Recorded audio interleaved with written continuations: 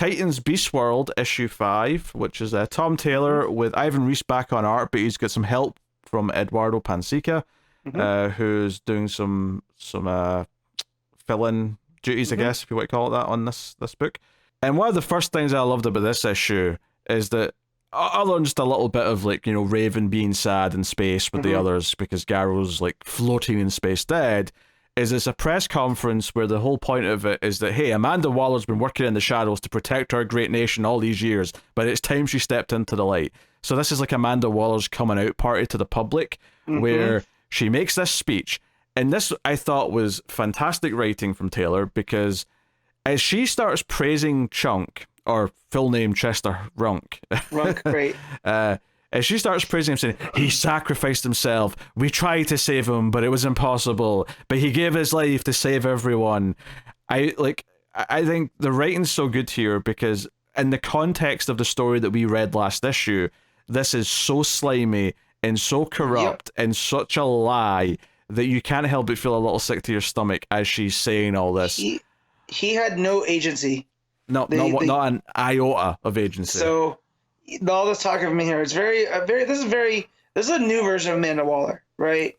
Because the Waller we're pretty familiar with is do anything for her country, you know, even if that means doing stuff that's criminal, right? This is like straight up super villainy. Like, I would expect this from Lex Luthor. Like, this is a Luthor plot. This feels like she's finally making her play for what her end game or what she's wanted the whole time. In fact, the word that really got me when she was talking about Chunk was that he volunteered. Just to go back to you saying he had no agency. That's the word she used. He volunteered. Bitch. No, he didn't. Yeah. Well, and she also says because he lost his son to the creatures. Well, technically, yeah. Peacemaker iced the sun. You know, we know there's a way out, right? Like, there's a cure for this. Which, you know? Yeah, and obviously that makes the big threat that's introduced here, is that Waller goes on to say that steps must be taken to kill all of the beast people. And the press obviously freak out when she says this. They start asking questions, and she's like, no, this is the only action that we can take. This is how we protect the billions on the planet, is to kill the million or so that's turned into monsters. And that's the thing, again, we as readers already know that this is not permanent. It's if they get the parasites to leave the people, they just go back to normal. We've seen it happen to Nightwing already. We've seen it happen to several people already. Right. So this is like sickening to read, where she's like saying this and like try to convince the public this is the only thing they can do. Yeah. So it sets up just a really good course of like action for the main characters, the heroes, because we cut to the heroes and they're like, wait, she wants to murder all these people, and like that doesn't need to happen. So we can instantly get behind the heroes and what their goal is now, which is to stop Waller at all costs, because holy shit, that's just genocide. Yeah, because Waller before has been Shades of Grey, and that's kind of what they were kind of operating under, right? About this, but now she's completely gone mask off. So, you know, how do they respond? Because no matter what now, I mean, if they look like they're trying to save the people that are transformed into animals, they look like they're working against the cause.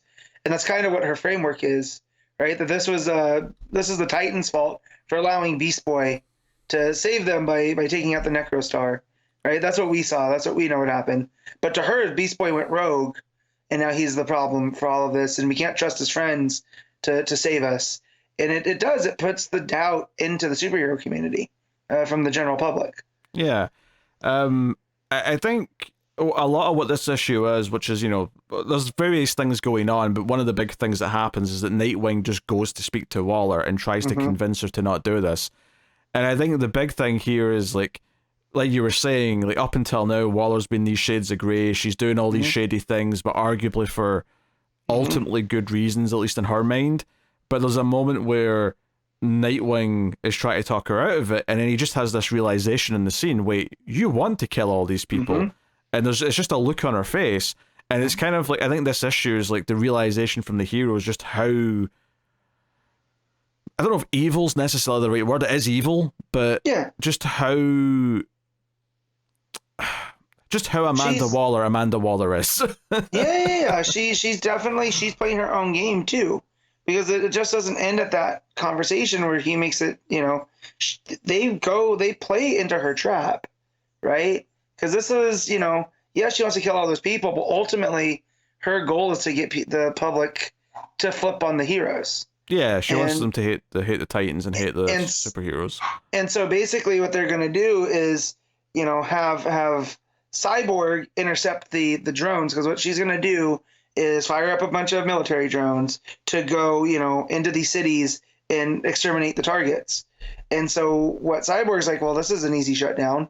I'm just going to use my, computer powers, that side of him, to go and shut them all down, which Waller wants. Right? So every decision that they're trying to make as heroes are playing into her ultimate plan. And it really seems like they've been outmaneuvered here. Yeah. I mean, she straight up says that she'd have killed Beast Boy years ago, if she had the chance, or if she could. And obviously this all leads to her big reveal, which is who Dr. Hate is. And this is actually a good bit of writing here again, that early on in the issue, the book takes time to reiterate Raven's stone and the demon version of her is in that stone. Yep. So the big reveal at the end of the issue is that Dr. Hate is the other version of her. Her stone's been empty for a long time, and this alternate version of her is Dr. Hate. So you get this final page of her in shock, looking at her evil self, smiling, and that's how the book ends.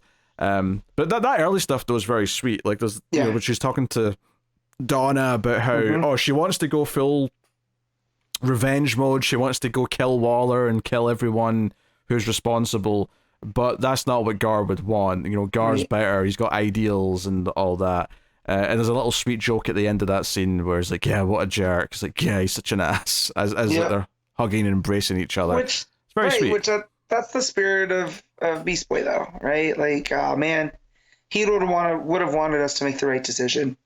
Not what's easy.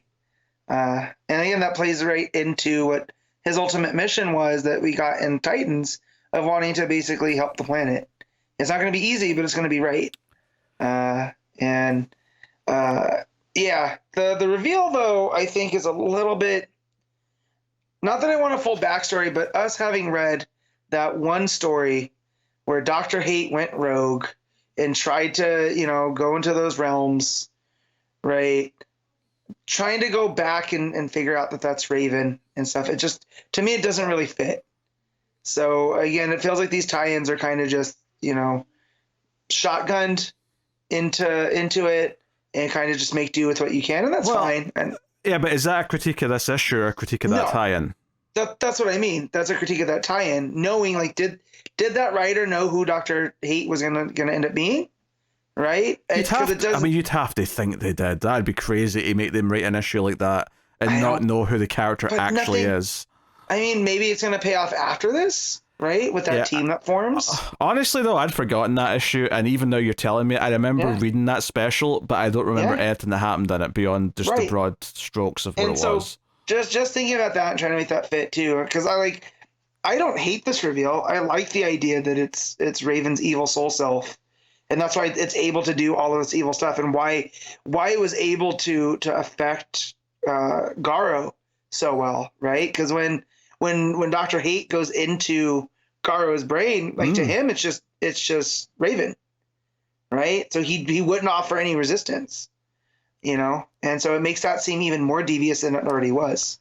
Yeah, I think the reveal doesn't blow my socks off, but I think it's by far more interesting than just here's a villain that was under there that we just didn't predict. They were teasing a Titan, right, too, and we were trying to figure out which Titan it could be.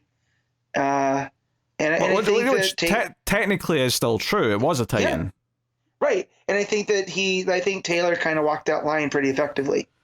Because it doesn't feel like a letdown, but it's also, like you said, it doesn't knock your socks off. I think it's a good story beat. But that's the thing, though, is I don't think anything could have knocked her socks off. What possible former Titan would have been such a shock that wouldn't have made us go, oh, why are they doing this, or who's this? I don't think there was a oh my god, what a twist coming.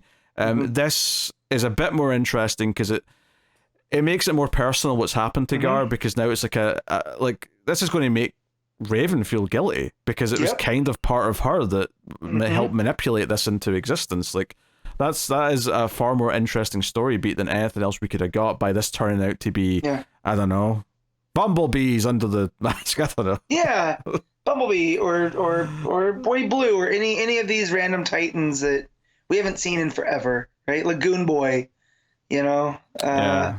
So, but Those no, are cool. I liked it, and the idea of a chaotic Raven on top of it, like that's kind of scary, right? Because Raven is constantly trying to keep herself in check, and this is a Raven that doesn't want to do that. I also appreciate that it instantly ties it more to the characters, because I think Doctor Hate has been the thing that's felt the most separated from everything else going on. We've been kind of waiting for Doctor Hate to feel more like as a part of the actual main thrust of the story, and it has felt kind of like, it was teased at the end of the last event as a big part of this upcoming Beast World, and it's kind of felt like, it's kind of, they're around, they pop in and out or whatever, but they've not been the central focus of it, other than maybe that one shot.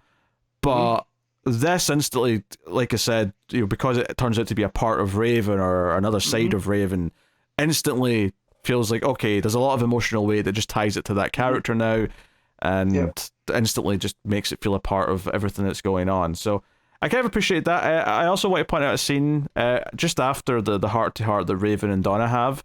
There's a great little scene where Detective Chimp is sort of talking about how all the monster people and how they're feeling confused right now, and how he's empathizing with them because he's felt those things, and humans being mean to him and angry at him and hunting him. He knows how those things feel. So I think the book does a really good job of giving you a sense of, again, just the stakes of what we're fighting for here, the stakes of what the characters are trying to stop. They're trying to save all these innocent people that Waller's just going to cross off. They're just going to, we're going to kill them all. Yeah. And like you said, a big part of this is that she can then say, we had to kill 1 million people because the Titans screwed up. That's on them. Yeah. So that's a big thing. Yeah. I will say, though, these few scenes in the middle, you can tell the art changed. This is where the different artist was really kind of in there. By the time we go back to Waller and Peacemaker, it looks like it's back to Reese to me. I don't know if you agree with that. Well, no, actually, maybe not. I think a lot of the Waller stuff is Bensica, because the Reese stuff has it's a different inker. So it was the first page again with Waller looked like it was Reese, but then the next few pages after looked back to Bensica again. So. Is it just like there's a point in the book where it switches and then never goes back? Is that how this is? No, because after Waller talks, it looks like the stuff with the Titans is Reese. Okay. Right? And then it goes through the heart-to-heart with Donna, Detective Chimp, Nightwing, and then when it gets back to Waller and Peacemaker, it looks like it's Bensica again. Wait, are you saying the stuff with Chimps? I think that's Reese. Okay, that page is, but the page after with Cyborg, Wally, and Dick, that's not Reese. Me there. I'm looking at Cyborg's face. There's no way that's Reese drawing that face. Yeah, no, you're right. It's the heavier inks that I'm used to with Reese that kind of have me tricked. I suppose there's something to be said that we're struggling to pinpoint exactly the pages, but there's definitely some pages that stand out as being more one artist than the other. Yeah, for sure. So... there's a whole fight between Dick and Peacemaker when he first goes to speak to Waller. We didn't really mention it because it's not... I mean, it's a fun little fight, but it's not the meat of the issue. It's what we love Taylor doing with Dick, and that is, Peacemaker's like, you have these stupid sticks, but you have every part of you is armored except your head. That makes it the target. Why don't you wear a helmet? And so Dick ends up hitting Peacemaker and turning the helmet around to, blind him. And it's very funny. Like, again, that's what Taylor's done throughout the Nightwing run, where it's this very serious moment that we get laughs out of. And Dick's kind of like, that's why I don't wear a helmet, but then it gets super dark because just to go back to the Waller stuff and what she's actually up to. I mean, obviously we said she wants everyone to hate the Titans, and now they look bad because they've hacked into the military. But she specifically says that people don't want heroes; they want someone to blame and someone to hate. And this was actually kind of hitting a chord here, because this felt like it was really starting to say something. Because this is very much a critique of any government or military making the enemy out to be a monster and giving people to blame someone, right? Like so many political forces who rile up their crowd because they say, hey, all your problems are the blame of this other group of people. This felt like it was kind of tapping into that a little bit, and it felt like the book's actually saying something, which honestly, I think that's probably on the rare side for a comic book event to have a little bit of subtext. I mean, I'm not saying it's super deep or it's that hard to see. No. It's pretty surface level, but it's still more than I think most comic events will have. Right, and the fact that we associate Waller with the government because that's been her role up to this point, you know, it really drives that point home of this is, you know, of them creating the other, and that's what people are going to hate. It's not necessarily the heroes, it's the idea. And if you can make people hate an idea, then you already got them. I think, yeah, Waller in some ways is really scary because she's like some of the worst politicians on the planet, except she's much, much smarter than the real politicians. And that makes her very, very, very dangerous. Yeah, for sure. So, and then might be in the other issue. We find out that she's behind the Bureau of Sovereignty, right? She's the one that's running all of that stuff. I think it was in this one. Maybe, I don't know. I read too many books. Yeah, I don't remember too close together being here. But yeah, maybe that was at Amazon's attack, and it's not Waller at all. It's somebody else. But you know, there's someone government involved. So yeah. I honestly, the biggest critique I'd have for this issue is having the two artists and the art being inconsistent as a result. Some pages are very good, like some of those pages where Waller's scowling as she's like happy that the Titans have intervened. That stuff looks great. It's kind of Joker-esque in that because it's this dark smile. Oh yeah, yeah. So she's got the scowl down and she's got the big grin on. Yeah. So yeah, that stuff's pretty great. And I love where this book's taken Waller with this issue and just how evil she kind of is with how she's manipulating these events and toying with everything. You know, by using Chunk as this like he volunteered and like sort of talking about it like she didn't force them into it, to her plans with the Titans and her willingness to kill a million people. If she even ever did want to kill the million people, if that was not just to lure the Titans in to make them look bad. Either way, all of it is so conniving. It's great. It's great character development for a villain and someone that we can now really root for the Titans to try and win against, which is cool. And there's definitely the stakes have definitely ramped up now with Waller, right? Because if she gets away with this, what else? What's next? So I think that stuff is fantastic. I think the Raven stuff and then the reveal of Dr. Hate is not as good as that stuff, but I still think it's solid, and I'm still very interested in seeing how they have Raven handle this and how we deal with this in the next issue. Yeah. So. Yeah, definitely. And is Trigon gonna make an appearance? Because I mean, that's all he's ever wanted is her to embrace that dark side. So you know, not dark side. He doesn't want her to hug Darkseid, the character, but you know, her whole origin is around being a vessel for Trigon. So you know, but yeah, definitely a like again talking through that Raven reveal was made me enjoy it a lot more than just reading it early when it dropped, and I was like, okay, that's good, but how personal this is now to her and to the Titans and what it meant to Gar. So Taylor's again, he has a way of getting into these characters' heads, and putting that on the page in a way that I can't remember many other writers doing. Yeah. So what are you rating Titans Beast World 5, Matt? I'm gonna give this an 8.5. Yeah, I was thinking 8.5. I think it doesn't quite go a bit higher than that just because the inconsistent art. Yeah. And it also has to be compared to previous issues, and that last issue with like sending Chunk into space to kill Garo was really good. So it's got stiff competition from itself, but does quite well.